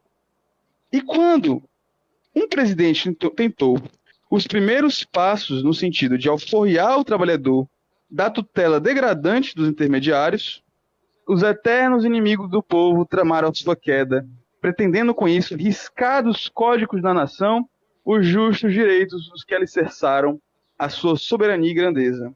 A traição ao trabalhador atingiu o nosso amado presidente Getúlio Vargas. Palavras duras, né? Palavras duras. E ele defendendo Vargas aqui, né? Sim. Então, assim, e o PTB. Então, eu não tô com o texto aqui, mas, pô, eu consigo achar rápido. Vamos dar uma pausa aqui, deixa eu só encontrar o texto e te mandar. Bora. Importa. Acho o texto. Enquanto o Samuel está procurando o texto, pessoal, não se esqueça de deixar aquele likezinho para nós. Não se esqueça de compartilhar e deixar também nos comentários. Por quê? Porque quando você deixa nos comentários, o YouTube entende que aquele conteúdo é relevante e vai mandando para mais pessoas e aí a gente vai disseminando o trabalhismo, entendeu? A gente vai disseminando o trabalhismo. Tem muito comunista, tem muito liberalzinho na internet, precisa disseminar trabalhismo também, entendeu? Pra gente conseguir um espaço aí também e emplacar nossas narrativas aí também, né, pessoal? Porque senão não dá para viver só de comunismo e de liberalismo, né? Precisa emplacar aí também o trabalhismo. Beleza? Então já deixa um comentário. Nem que seja para deixar um boa tarde, uma boa noite, um oi, ou qualquer coisa do tipo, tá ligado? Deixa aí um comentário, velho. Importante, tá ligado? Comentário é importante. Likezinho e compartilhar naqueles grupos de família. Demorou? Isso é importante. Ele fala assim: em defesa dos afro-brasileiros, preconceito de cor e complexo de inferioridade, dados negativos da nossa evolução, reúne-se hoje novamente o Diretório Negro do PTBista. Aí é muito importante, porque em 1946 estava tardando muito que o partido político cuidasse seriamente de reparar a grande justiça que pesa sobre a raça negra, desde os dias da abolição da escravatura. Ele começa assim, então ele vai falando aqui que nessa data, né, e foi pensando acertadamente que o Partido Trabalhista Brasileiro resolveu criar o seu Diretório Negro, dando oportunidade para que os próprios interessados debatam suas questões, até mesmo no seio da Câmara Municipal, consignando em sua chapa de vereadores um lugar para a representação dessa minoria étnica. Hoje, às 18 horas, na rua Álvaro Alvim, 59, primeiro andar, haverá reunião pública do Diretório Negro, para o qual estão convidados todos os interessados. Diário Trabalhista, 28/11/1946. 1946. Boa. Olha, isso parece muito contemporâneo, né? Parece total. Então, aí é que nasce, cara. Então, quando o Abdias, ele era muito militante, muito profundo dessas questões, um cara de muito ativismo, né? E ele vai sintetizar as reflexões intelectuais ao redor, negros, brancos, etc. Mas de uma luta concreta, né? Assim, sempre com propósito, brigando muito com o PTB, brigando muito com os outros partidos, porque ele queria garantir aos negros cotas de eleição, cotas para serem candidatos. Sempre uma briga dele na época, cara. Sempre, sempre, sempre. Né? Todo mundo querendo pegar leve, ele dizendo, não, não, não. O negro só vai ser respeitado quando tiver poder. Né? Não queria nada menos que poder. O negro não deve querer nada menos que poder. Né? E aí ele defende desde o princípio, quando fundou em 1946 o Diretório Negro do PTB, defende já que a minoria étnica esteja representada nas vagas que vão ao parlamento. Sem negócio de subir rampa. É poder, é a faixa. Então, assim, essa é a história. Então, entre 1980, né, quando Teixeira Mendes escreve o projeto, a bases do projeto abolicionista, a os anos 46, né, quando o PTB é criado em 45, 46, e ali já nasce, no princípio, o movimento negro, que incorpora toda essa demanda, como o próprio Abdias disse, né, trabalhista, porque o negro brasileiro é o trabalhador é o povo brasileiro, ele mesmo fala. Então ele já incorpora toda essa luta trabalhista, abolicionista, mas agora dando um passo à frente. É preciso, mais do que defender um lugar para o negro, é defender que o negro possa, de fato, né, vencer, né? Não mais incorporar esse proletariado negro, mas dele também o direito de defender, de protagonizar um projeto para o Brasil. Né? E aí ele, né, esse semente é o Diretório Negro do PTB em 1946 e também o Teatro Experimental do Negro por fora do PTB, articulando, né, com o movimento, esses valores. Tem aí, ó, Diário Trabalhista, Rio de Janeiro, julho de 1946, jornal em que ele vai articular suas relações com os partidários do partido do PTB. Ó, um anúncio de teatro. Ó. Teatro Experimentado Negro, Abdias Nascimento, reúne um conjunto de moços e rapazes a quem comunicou toda a sua paixão de teatro, fazendo da expressão cênica a expressão da vida cotidiana, arte que eu acho que é cotidiana, arte que se incendeiam em sua alma. Aí lá, ele vai encenar o Imperador Jones, de Eugênio O'Neill, sacudindo enquanto recriado pelo Teatro Abdias Nascimento, para Abdias e Aguinaldo. Aí ele vai falar, o Imperador Jones foi exibido no Teatro Fênix, né, em terceira temporada, pela última vez, na última segunda-feira. Em continuação, o Teatro Experimentado Negro apresentará, na próxima segunda, outra peça de O'Neill. Né? E aí, os ensaios estão sendo dirigidos por Aguinaldo Camargo, que se empresta agora a toda a sua experiência e sensibilidade, Então, ali, ele bota negros para encenarem peças que os personagens são negros. Né? E comunica o movimento cultural com o movimento político num diário de política trabalhista. Certo? E a partir de lá ele já cria um núcleo negro e político dentro do PTB, né? E conectando isso com políticos importantes do PTB, como Guerreiro Ramos, né? Tornou-se, né? E, enfim. Animal, hein? Aí, anos 40, anos 50. Como é que isso se conclui, né? Nos anos 50, Vargas no poder, criminaliza-se, ó, a última imagem, ó, constitui contravenção penal a prática de atos resultantes de preconceitos de raça ou cor. Primeira lei que reconhece o racismo no Brasil. Certo? Foi sancionado pelo senhor Getúlio Vargas, conhecido como Lei Afonso Arinos, certo? Que ainda era uma lei que pegava leve. mas que começou. Qual que era a pegada Então, dessa lei? veja, Constitui contravenção penal a prática de atos resultantes de preconceitos de raça ou cor. Boa. né, anos 50.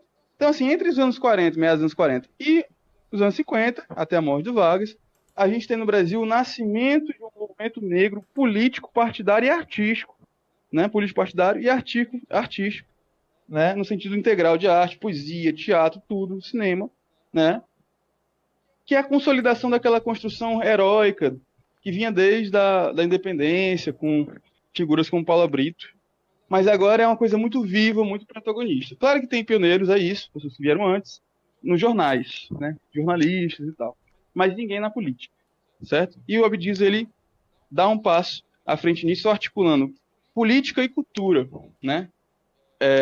Sempre foi as duas coisas, né? Tem alguns políticos negros antes, tem alguns artistas antes, mas ele articula política e cultura dentro do governo Vargas e foi um defensor. Aí essa visão que a gente estava debatendo, qual é o protagonismo negro? Aí se cria, cara. José de Castro estava defendendo, estava liderando as políticas sociais do governo, Guerreiro Ramos liderando as pesquisas sociológicas, né? Os inquéritos sociais, Abdias ganhando muita força, muita influência, né, no meio político do partido, pressionando, criando um movimento político, fez o PTB reconhecer o movimento negro, né? E a gente tem, então, a entrada nos anos 60, onde houve um declínio, porque o movimento de esquerda ele ascendeu, né, esse debate socialista ascendeu, e também as pressões da ditadura, e o movimento negro ele não estava com capacidade tão grande de organização, depois da morte do Vargas também e tal. As lutas foram outras, né, mas havia também ali uma forte presença de uma imprensa negra, né, enfim, a partir dali a ditadura reprime também todo esse movimento, então a gente perde muita coisa ali. Essa energia toda de luta negra, que estava eclodindo de dentro do PTB, um partido que mais dava atenção a esses aspectos, partindo dessa tradição que se melhorava, né? Ela em 64 ela é rompida, os negros eles são exilados, o próprio Abdias é exilado, né? Abdias foi exilado também. Todos, esses três que eu falei, que eu tô narrando, né? O Abdias se exilou, foi exilado, o José de Castro foi exilado e o Guerreiro Ramos foi exilado. Boa. Guerreiro Ramos morre pouco depois de voltar, José de Castro morre no exílio, e o Abdias Nascimento, ele é o último representante desses grandes negros dos anos 60, 50 e 40, getulistas, né, da tradição do Getúlio. E aí uma coisa interessante, né? Quando você sabe que o PDT vai ter que ser reconstruído pelo Brizola, Sim. né? Quando o trabalhismo vai ser reconstruído pelo Brizola, o Brizola estava exilado nos Estados Unidos, né? Nos Estados Unidos, e reencontra Abdias Nascimento, né? É uma alegria e tudo mais, se encontra, começa a conversar, Abdias vai ajudando ele a se atualizar sobre essas questões, a compreender essas questões, e o Brizola entende, em consonância total com Abdias, que o problema do negro era um problema muito essencial a ser debatido no retorno dele, né? Então, desde o princípio, os primeiros documentos do PTT, tudo tem falando de questão racial, tudo tem falando de combate ao racismo. E o programa do partido, o quarto compromisso, é o compromisso com a causa negra. Certo? O Abdias chega a ser vice-presidente do PDT, certo? Ele foi senador pelo PDT, na suplência do Daci, o Daci morreu, ele assumiu, né? E ele foi deputado, e ele foi também vice-presidente do PDT. Então eu acho o lugar mais alto que o negro chegou em um partido foi o caso do Abdias. E só não foi mais alto que o Abdias ele fazia muita coisa. Ele pintava, escrevia muito, era muita coisa. Ele é muito ativo e ele não se dedicou para política. Ele não era meramente um político, ele é muito mais, né? Então, ele é muito, muito versátil. Né? Talvez se tivesse tido mais condições, ele tivesse sido ainda mais genial em vários aspectos, na arte, na cultura e também na política. Né? Então, mas ele cria ali, no surgimento do PDT, né, um movimento negro do PDT, qual faço parte, me filiei quando entrei no partido, entrei no partido através dele, ele cria o Movimento Negro do PDT, do qual sempre foi presidente, né, até sua morte, e cria toda essa força dentro do partido. O partido do PDT, então, ele é pioneiro. O que acontece? Brizola, quando vira governador do Rio de Janeiro, e aí começa a criar toda uma tradição de movimento negro muito ligada às lutas, e nenhum partido trabalhava a questão como nós, né? Ele quer mudar a história do tratamento dos negros nos governos. Então ele cria um órgão para combate ao racismo, lá no Rio de Janeiro, que foi o primeiro órgão público de política pública, primeiras secretarias, né, de política pública de combate ao racismo, de igualdade racial. Ele cria no Rio um órgão, né, e que vai ser o Abdias o primeiro. Depois, no lugar do Abdias, uma senhora muito importante na nossa história também, chamada Edialeda Salgado, a primeira mulher a assumir uma secretaria de política pública de igualdade racial, né? E lá também no Rio, o Brizola está muito preocupado com assassínio de negros, né, com extermínio, genocídio. Então ele coloca um coronel negro, né, à frente da polícia. Isso vai causar um grande estardalhaço, muito racista, né, no negócio todo. E assim, ficam perseguindo ele. Esse coronel, mais tarde, depois do governo Brizola, ele acaba morto, né? Mataram Foi ele assassinado. no Rio. A história dele. Mas ele, uma das coisas que ele faz é parar com o extermínio. Ele proíbe a polícia de subir nos morros matando, arrombando porta, matando gente. E por isso a direita até hoje fala que o Brizola ajudou a proliferar o crime no Rio. Tem essa Porque lenda aí, né? Porque ele proibiu, ele nomeou um coronel negro, e esse coronel fez uma política contra a matança de trabalhadores negros nos morros. Que havia um grupo de extermínio na época, né? Então, essa coisa da milícia, esse negócio de exterminar negros, exterminar o pobre, né, com justificativa de combater o crime, era muito forte na época. Então eles desmobilizaram isso, né? Isso gerou uma represália da direita, de até hoje dizer que o Brizola Tem defendia ligação com o criminosos. tráfico, tem esse negócio. Nunca tinha. O Brasil estava sendo invadido pelo tráfico, né? É uma tendência mundial. Antes do Brizola entrar, isso já era o que tinham tomado o Rio. O que o Brizola fez foi acabar com o extermínio nos morros, né? E toda vez que se fala no Brasil de acabar com o extermínio de negro nos morros, né, nas favelas, de diminuir e mudar aqui nas periferias, por exemplo, aqui no Fortaleza, deve ser aí também, em todo canto, a polícia simplesmente dá um pé na porta, entra na casa do sujeito e bate a criança, às vezes, né, sem querer querendo, né, mata alguém e atira na casa toda, mata a criança que tá lá no quarto, sei lá. Isso acontece. E o cara, pô, é direito constitucional do cara, a casa não pode ser violada. Por que a polícia pode violar uma casa? Na casa do pobre ele viola, mas na casa do rico ele não viola. Não. Ele vai entrar no condomínio e atirar. Não, aí na casa do rico não. Né? Alphaville é outros 500. Pois é, o Brizola era muito sensível a isso. E o PDT era muito sensível a isso, né? Então, ali você tem uma história realmente de mudança de postura em relação a essas questões. Bom saber sabe? disso. Esse papo aí sempre rola, né? É bom saber disso. Então, assim, ele quis colocar à frente da polícia um negro, né? E quis criou uma instituição para combater o racismo, né? E botou no partido o princípio de organização dos negros e organização de uma política de igualdade racial. Esses dias a gente leu o livro do Brizola e eu lembro que eu tinha lido a Carta de Lisboa e tal. Eu não lembro se tinha alguma parada desse tipo nela. Tem. Eu acho que tem na Carta de Lisboa, se não me engano, mas definitivamente tem no programa. Tá. Certo? E, enfim, a questão, a luta contra o racismo o coronel... Então, deixa eu só terminar essa questão. O coronel Carlos Cerqueira, né, que era o chefe da PM no governo do Brizola, que era esse cara que foi assassinado muito por conta desse enfrentamento que ele fez, né, à política de extermínio, né, no Rio de Janeiro. E até hoje isso presenteou o Brizola com uma fama terrível, que na verdade é difamação. É difamação. Que ele teria sido conivente com o tráfico. Não foi. Ele não foi o conivente, foi com o crime, né? Então, enfim, aquilo ali era a grande base. A gente mais do que falou, a gente fez, antes de todo mundo, né? Também a política de cotas no Brasil começou no Rio, né? Fez parte, né, o governo Garotinho, né? Agora já nem era mais do PDT, mas o PDT ele militou, né? No momento que o Garotinho estava, e depois quando ele saiu, também militou para que isso fosse aprovado. E aí começaram as políticas de cotas no Rio de Janeiro, né? Que era a premissa do trabalhismo no Rio, né? Da política negra do Rio, do PDT. E outro aspecto também, né? É que é o seguinte, aí é o mais legal, né? Que ninguém fala porque querem esconder.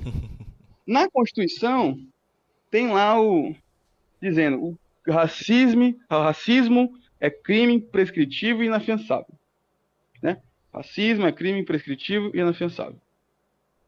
Essa linha lá que construiu, né?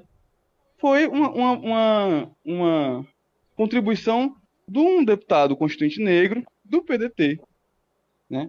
Que é Carlos Alberto de Oliveira, certo? Que era um grande liderança negra no Brasil, um deputado negro extraordinário, que propôs não só, né, a parte na Constituição que trata do crime de racismo, né, como também uma das constituições então, mais modernas do mundo, do Brasil, que aborda o problema do racismo, né, nas suas linhas primeiras, né?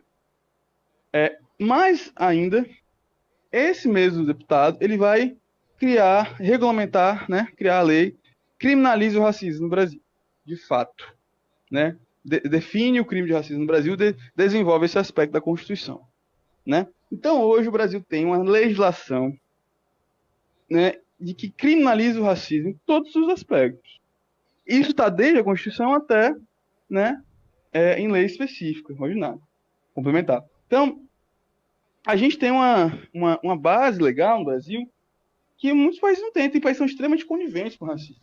Total, mas o Brasil, a ação dos... Oi? Total. A gente vê no futebol muito, né? Na Espanha lá, o Vinícius Júnior tá todo jogo acontecendo casos racistas lá com ele lá e vida que segue, normal.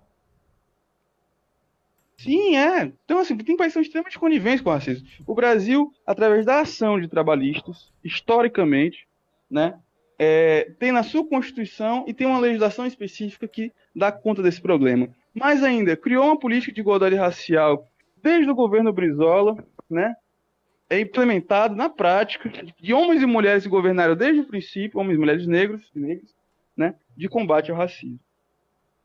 E a história, então, do PDT tem sido uma história de combate ao racismo e de negros envolvidos com isso. Inclusive na redefinição da sociologia nacional e na redefinição dos movimentos políticos nacionais, no sentido de proteger essas questões.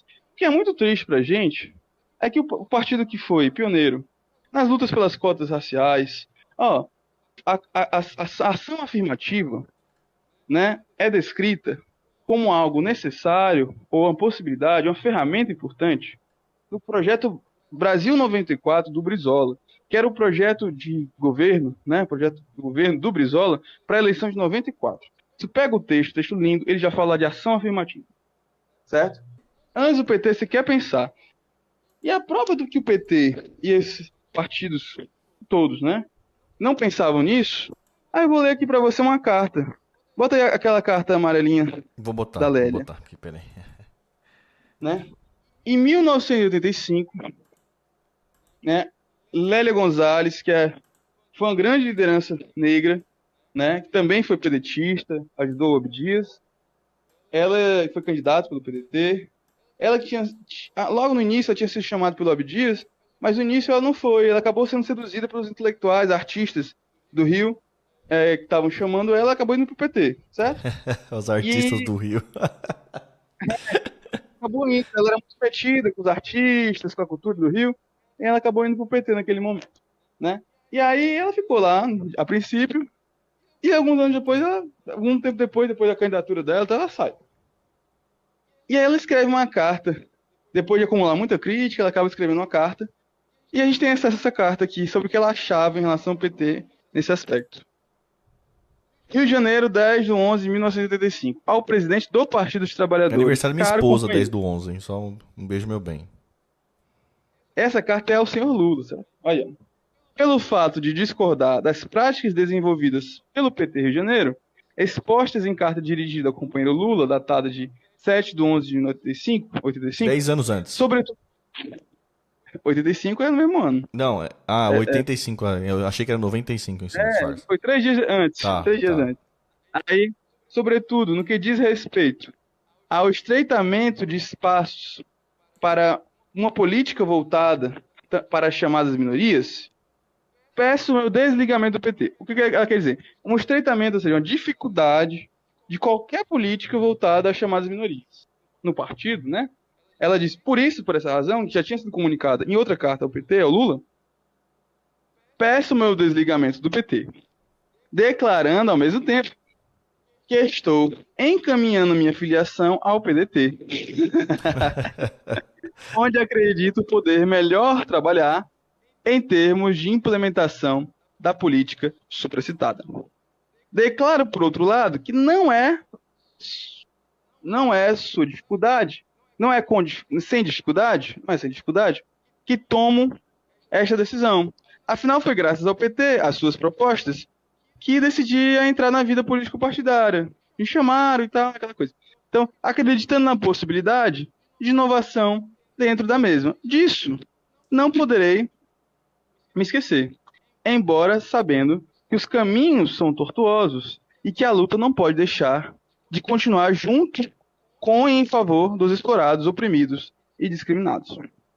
Com respeito de sempre às saudações cordiais de quem sempre buscou estar nas lutas dos discriminados.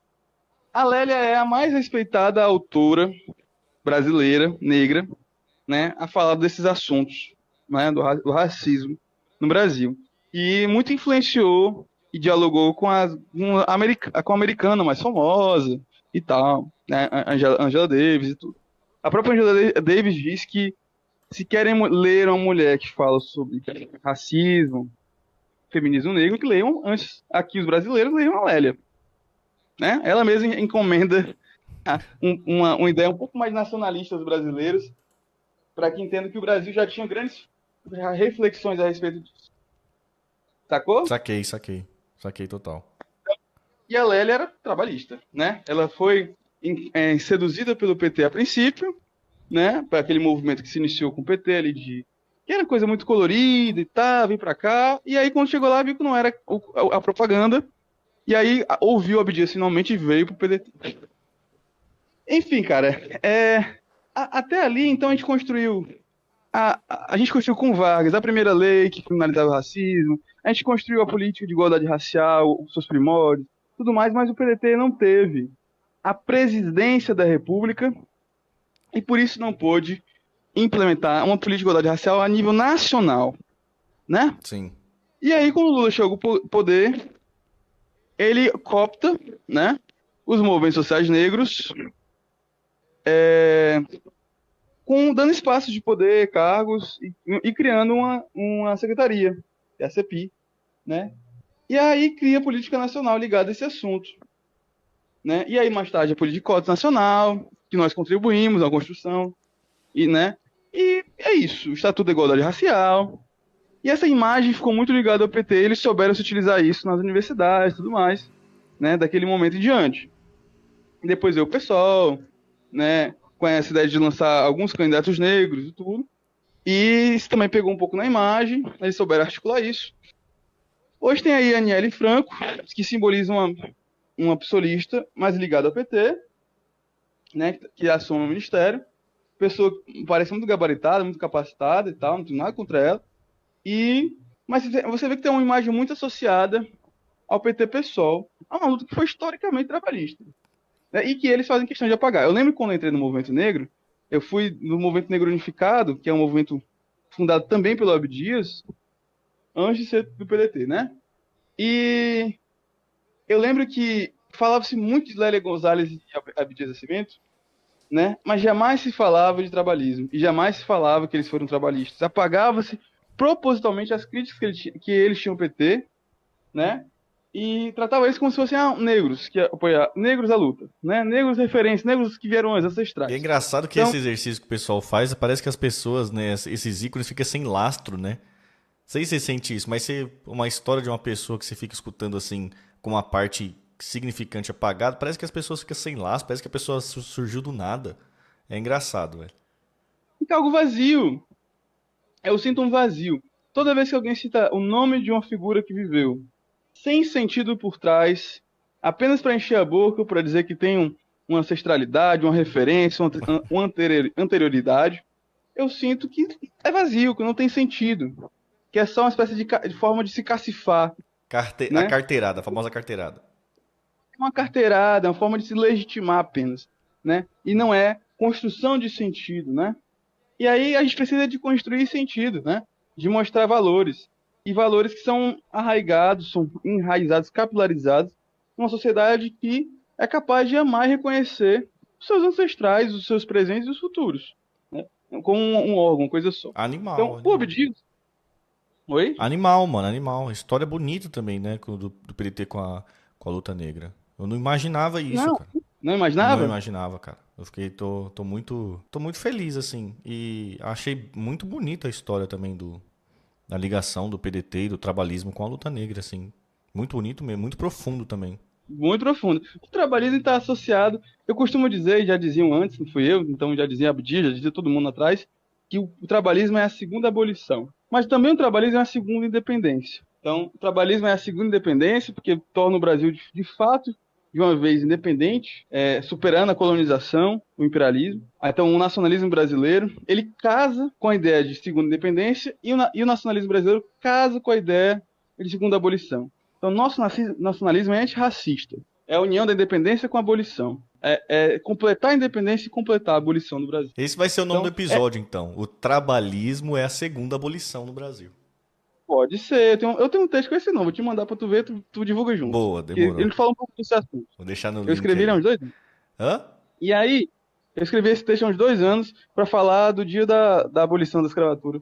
E ele fala do trabalhismo e essa relação que eu tô falando aqui como segunda independência e como segunda abolição. Boa, Então, boa. assim, cara, essa é a história do trabalhismo um pouco, né? Tem muita coisa, assim, tem muitos textos, tem muitos livros, todos os caras escreveram pra caramba, né? Lutaram pra caramba. A gente tem nos séculos passados, ó, você vê, eu comecei falando de José Bonifácio, né? Através do Teixeira Mendes, do Miguel Lemos, né? Depois do Teixeira Mendes até os pré-trabalhistas, vamos dizer assim, Joaquim Pimenta e Evaristo de Moraes, que fizeram a CLT com Vargas, né? Depois vem os negros trabalhistas, Josué de Castro, Abdias Nascimento e Guerreiro Ramos. E por fim a gente vai falar dos neotrabalhistas lá, os trabalhistas do PDT, Lélia Gonzalez, Carlos Alberto de Oliveira, Edialeda Salgado, o próprio Abdias Nascimento no retorno, né? Então, assim, tem uma tradição de mais de 100 anos de luta negra ligada às nossas concepções, né? E tem superações também. O que falta hoje é memória, né? E os negros, se não tiverem memória, eles não vão conseguir se conectar com as forças, os argumentos que antecederam e botar para frente. Então, a primeira coisa que tem que fazer do trabalhismo voltar a ser o que foi, o que pode ser, e o movimento negro também chegar a ser mais do que foi, se tornar cada vez maior, ele compreender que não é possível ser nacionalista no Brasil sem ser antirracista. E não é possível ser antirracista no Brasil sem ser nacionalista, e está completamente ligado na nossa história, à história do trabalhismo brasileiro. É isso, cara. Maravilha, Samuelson. Mano, obrigado por mais uma aula aí, velho. Animal, animal, mano. Animal mesmo. Pô, putz, espero que vocês tenham gostado aí, pessoal que tem acompanhado. Putz, eu gostei demais desse episódio. Pô, quer deixar um recado final aí, alguma coisa pra galera? Eu queria que todos leiam um texto se puderem, vou botar lá, vou mandar para você Vou postar. botar na E descrição. vamos conversar sobre isso. Mas é muito importante, ler, estudem a história do trabalhismo e vamos difundir, gente. Essa versão nacional da história, que cada dia mais a gente sente uma fragmentação de tudo, uma falta de referência em tudo. E quando o Brasil é rico de história, você começa, o cara que propôs o projeto abolicionista do Brasil foi o mesmo que criou a bandeira, né? Ninguém sabe quem criou a bandeira, nem quais eram as ideias que estavam por trás. Mas hoje a gente descobriu que a gente leu o projeto abolicionista, que o cara também que propôs as primeiras leis trabalhistas, né? E que aí vai influenciar toda a história que a gente tem até hoje. Até nosso movimento negro pode ter uma história própria brasileira, que não seja uma cópia uma Xerox de terceira, né? Uma Xerox sem nenhuma capacidade de recriar, né? De tornar visível, de dar cor aos elementos nacionais. Assim. A gente não pode só copiar, né? A gente tem que criar a partir da nossa própria realidade. E o movimento negro brasileiro tem isso no trabalhismo. Como outras posturas também tem essa criatividade e essa originalidade nacional, né? Eu acho que a gente tem que fazer depois,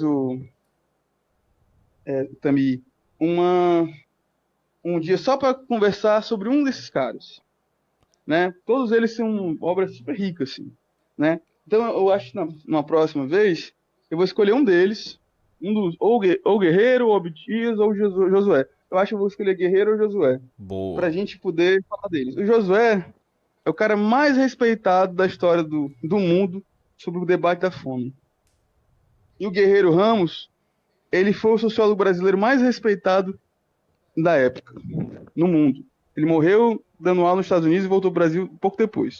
E morreu. Né? Dava aula nos Estados Unidos, passou muito tempo dando, ficou super respeitado nos Estados Unidos, depois voltou e morreu. A obra dele está muito em inglês e o Prêmio Nacional de Administração se chama Guerreiro Ramos. Ou seja, os caras mais importantes da nossa tradição eram os caras mais importantes da história do Brasil, na época. Né? Então, se a gente perde a noção de que tem uma grandeza negra e tem uma grandeza trabalhista no Brasil, a gente não consegue, talvez, encontrar a grandeza de hoje. Né? Já pensou que todo mundo agora está meio medíocre, ninguém acha que é capaz de ser genial, de ser grandioso? Até o Pelé parece que não era ninguém. É. Pior que é, pior que Eu tô é. super... Tá um culto à Ninguém vê... mediocridade danada mesmo. Então assim, eu acredito que o trabalhismo também é outra coisa. É a possibilidade da grandeza. Sabe? E aí, eu queria que todo mundo fosse atrás dessa grandeza. Sejam curiosos sobre a história do trabalhismo no Brasil. Sabe? E talvez seja a possibilidade de a gente no Brasil reencontrar a grandeza. É Maravilha, isso. mano. Belas palavras, hein? Eu queria também fazer um episódio depois aí, tipo assim, os 10 mitos sobre Getúlio Vargas, tá ligado? E aí você vai Isso... desmitificando e colocando o contexto histórico, assim, seria da hora, tá ligado? Porque nesses 2 episódios a gente já viu que tem muitos mitos rondando por aí, né? A gente viu o mito lá do JK, a gente viu o mito o PT fundou o negócio negro, a gente viu o mito do Vargas, dos integralistas também, né? Tem um monte de mitos aí que é bom a gente desmistificar também, né? Tem muito, tem muito. Na próxima a gente, pronto, vamos fazer assim. Próxima a gente pode falar de Vargas. A gente não fez só sobre Vargas ainda, né? Boa. Brizola, outro mito também que caiu nesse episódio de hoje foi o Brizola ligação com o tráfico. Tem muito, cara, tem muito mito sobre Brizola e sobre Vargas. A gente podia fazer um próximo para desmistificar coisas no Vargas e no Brizola. Boa. Então é isso, pessoal. Obrigado aí todo mundo. Ó, falando até de Brizola, na leitura matinal aqui também no canal, vai na playlist aqui do canal, tem lá todos os livros que a gente leu. E tem um livro chamado Brizola, que é justamente nesse momento de... O livro conta na hora que ele estava exilado e voltando para fundar o PDT.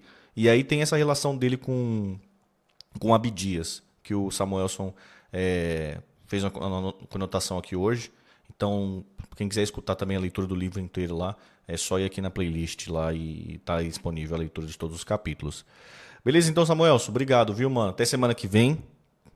Um abraço a todo mundo, saudações trabalhistas aí. É nóis, saudação trabalhistas. Falou!